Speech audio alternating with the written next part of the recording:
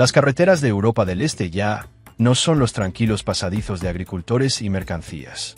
Retumban con el peso del acero y el movimiento de hombres. Día tras día, noche tras noche, los convoys avanzan firmemente hacia el este, sus motores zumbando como una marea mecánica.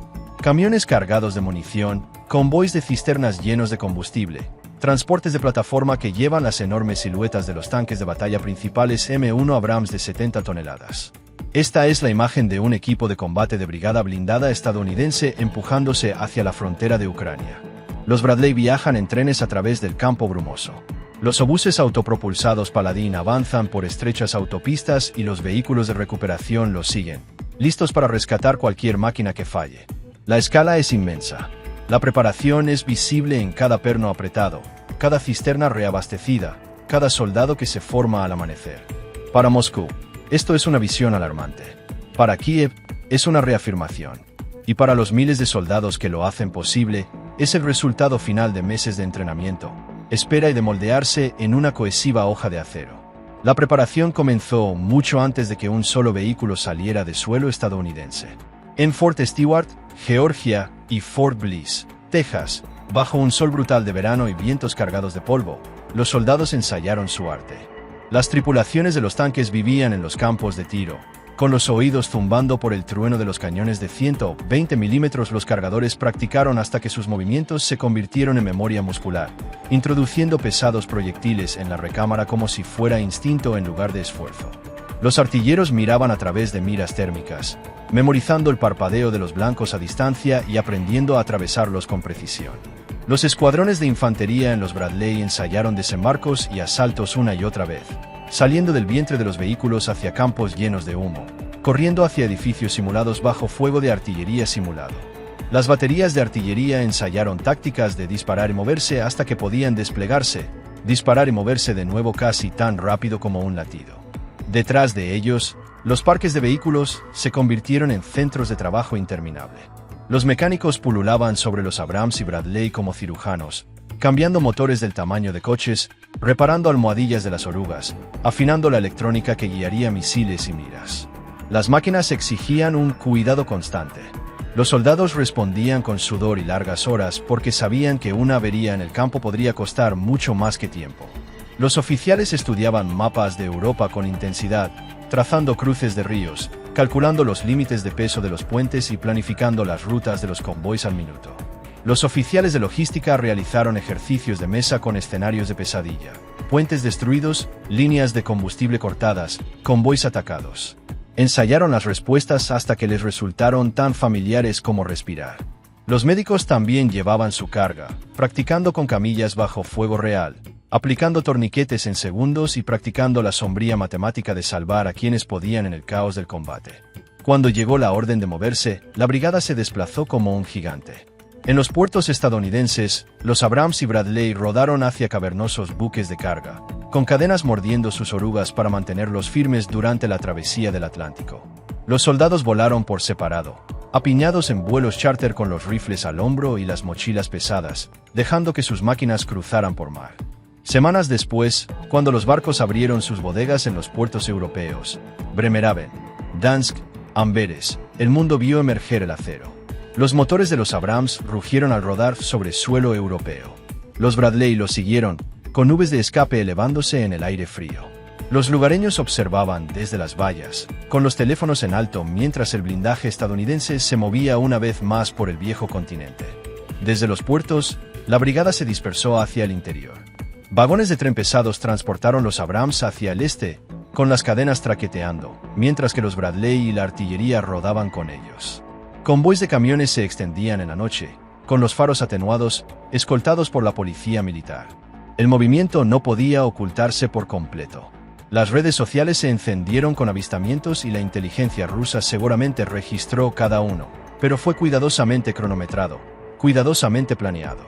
En las áreas de preparación en Alemania y Polonia, los soldados se reunieron con sus vehículos, se probaron los motores, se giraron las torretas, se cargaron los compartimentos de munición y los equipos de mantenimiento inspeccionaron cada máquina, buscando daños del viaje.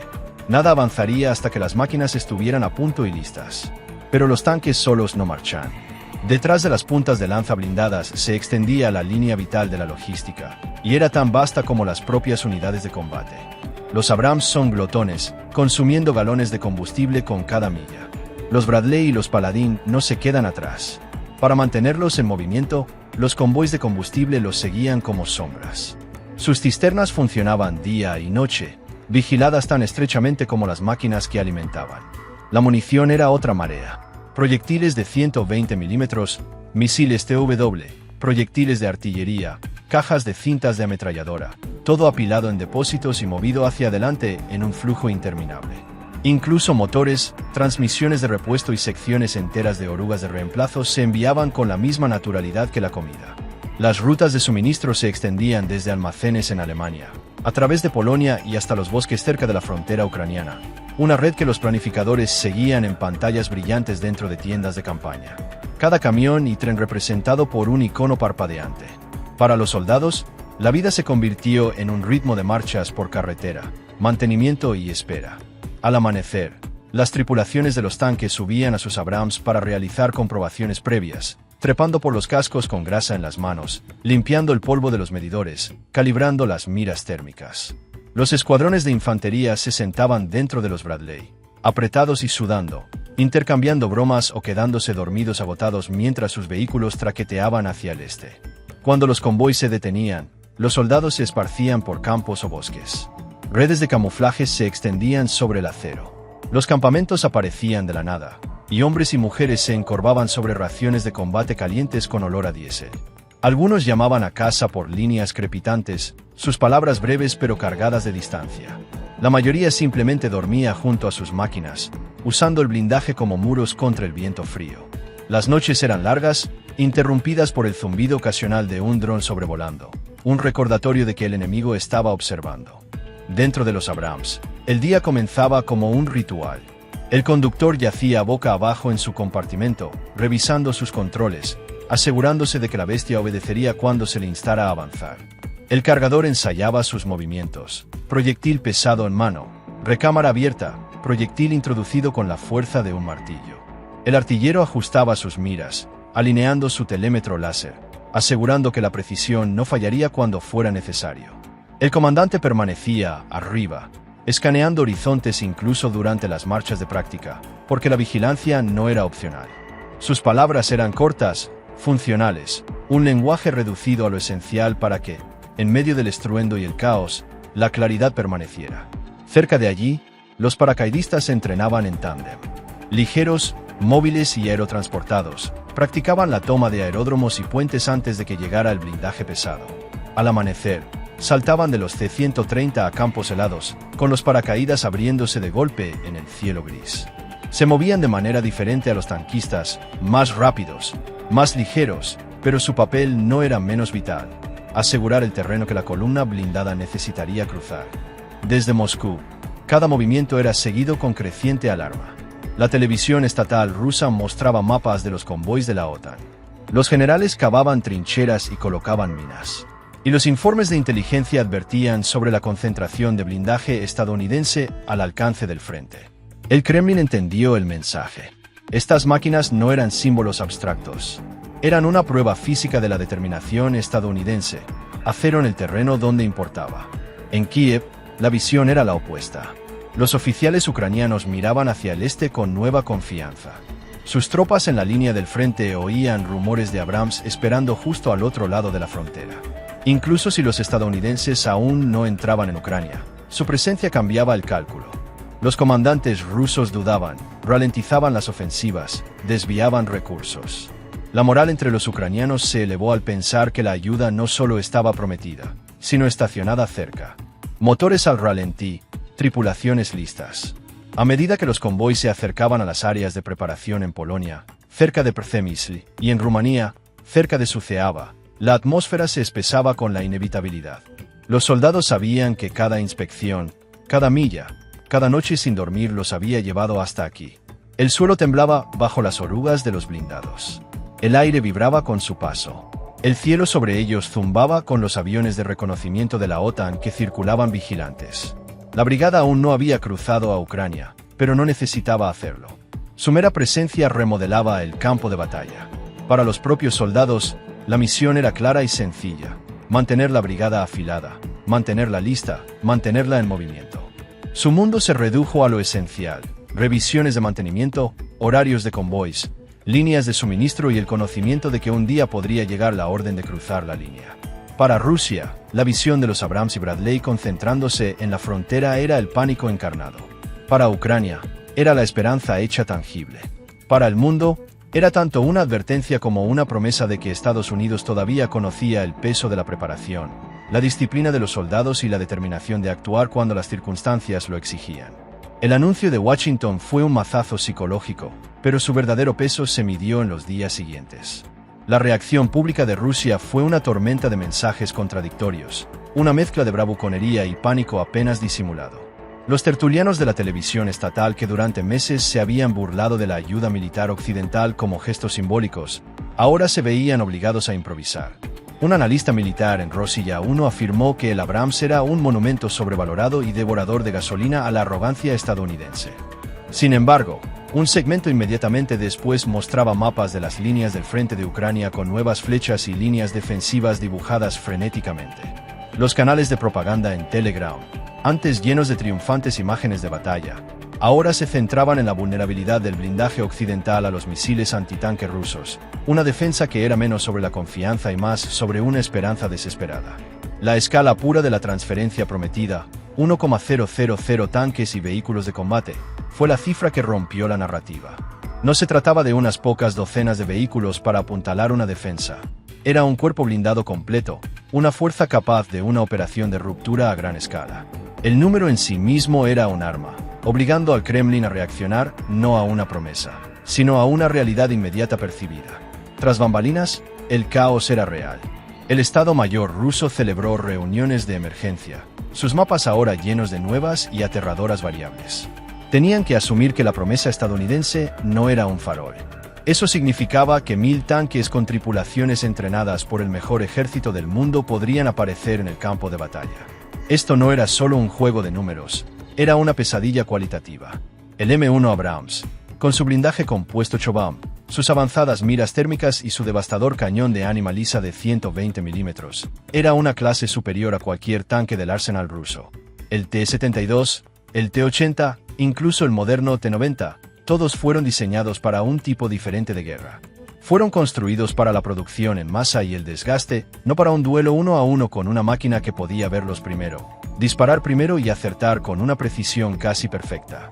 El vehículo de combate Bradley, con sus misiles TW y su cañón automático de 25 milímetros, presentaba otro problema completamente diferente. Era una plataforma móvil y letal capaz de destruir tanques y destrozar a la infantería con la misma facilidad. La mera presencia de 1000 de estas máquinas obligaría a Rusia a repensar toda su estrategia operativa.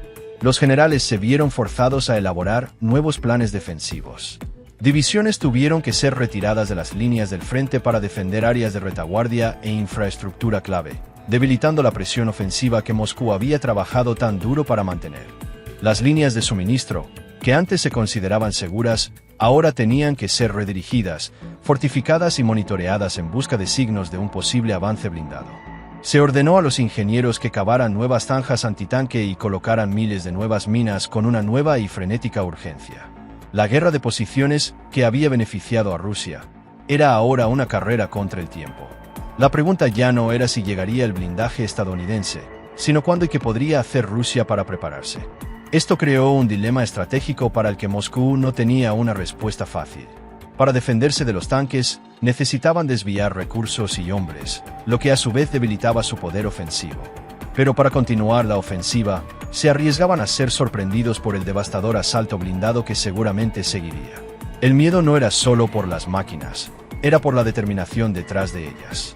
La promesa estadounidense señalaba un compromiso a largo plazo que Rusia no estaba preparada para igualar. Una guerra silenciosa de logística que ya estaban perdiendo. El liderazgo del Kremlin, antes confiado y en control, ahora reaccionaba a un fantasma, un espectro del poder estadounidense que aún no se había materializado, pero que proyectaba una enorme sombra sobre toda su campaña militar. La promesa del acero estadounidense envió una oleada de esperanza eléctrica a través de las líneas ucranianas. Durante meses, sus tropas habían librado una agotadora guerra defensiva, conteniendo a un enemigo más grande y mejor equipado con pura voluntad y determinación.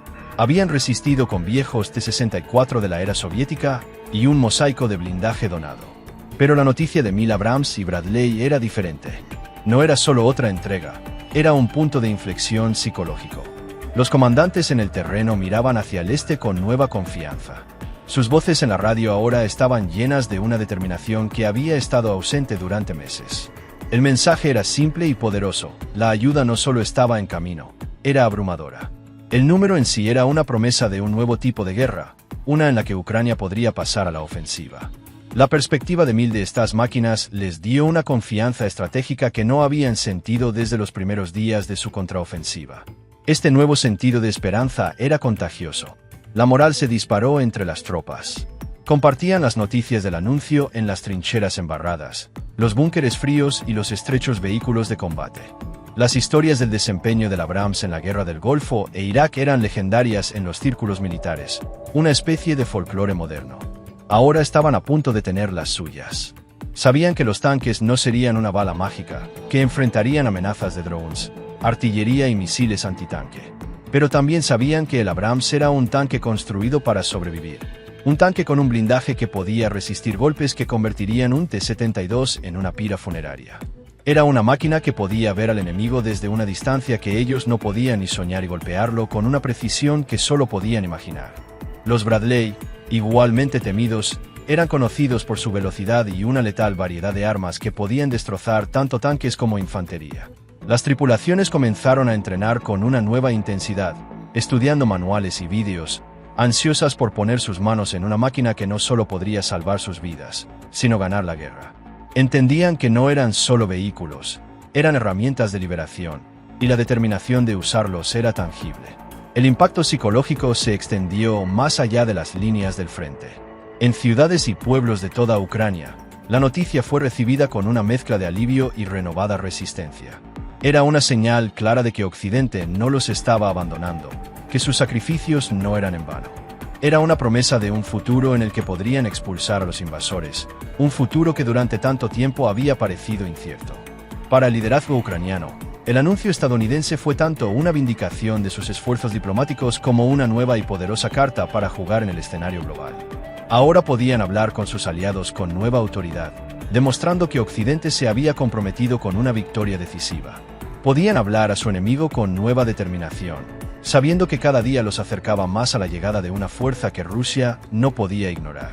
La frenética respuesta del Kremlin fue una admisión pública de su miedo, y Ucrania, por primera vez en meses, tenía la iniciativa estratégica.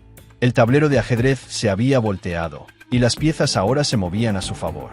Los tanques aún no habían llegado, pero su sombra ya proyectaba una larga y oscura garra sobre las ambiciones rusas.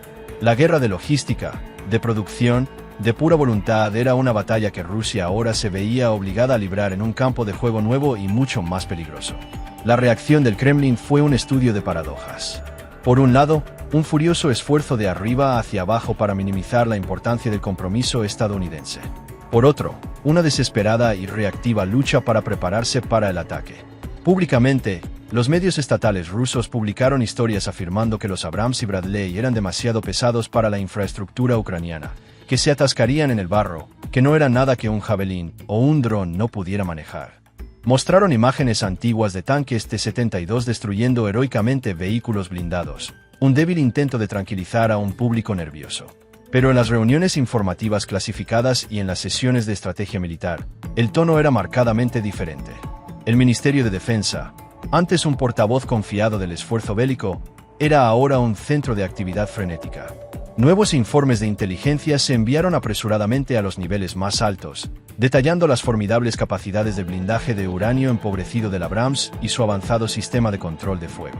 Hablaban de la letalidad devastadora del Bradley y su capacidad para superar en maniobrabilidad a los antiguos vehículos de combate de infantería rusos. El desafío militar era inmenso. ¿Cómo detienes a 1000 de los tanques y vehículos de combate más avanzados del mundo desde 1000 ángulos diferentes? La preocupación más inmediata era la logística de la transferencia. Las agencias de inteligencia rusas, desde el GRU hasta el FSB, recibieron una misión principal: rastrear cada barco, cada tren y cada convoy. Escudriñaron imágenes satelitales de los puertos de Bremerhaven y Dansk, buscando las siluetas reveladoras de los tanques Abrams siendo descargados. Siguieron los vagones de tren que se movían hacia el este a través de Alemania y Polonia. Su enfoque se redujo al más mínimo detalle.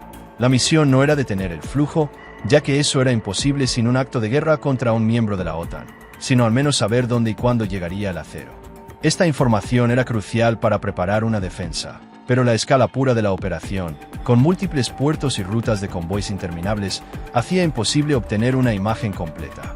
Simultáneamente, el ejército ruso se vio obligado a reasignar sus propios recursos en un esfuerzo desesperado por preparar el campo de batalla.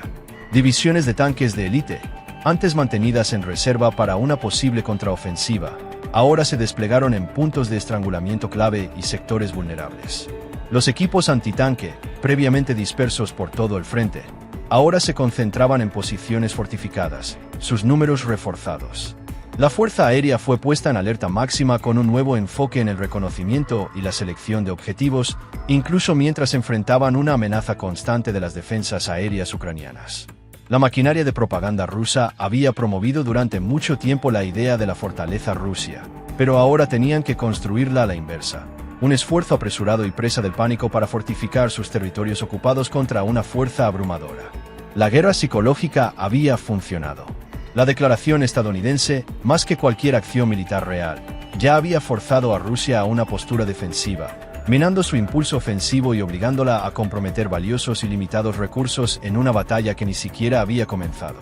Fue una victoria estratégica para Occidente, un movimiento silencioso en un tablero de ajedrez global que ya había puesto en jaque algunos de los planes más ambiciosos del Kremlin. La promesa de los tanques no era solo un símbolo, era un fantasma, una extremidad fantasma de poder que ya había comenzado a estrangular la maquinaria de guerra rusa.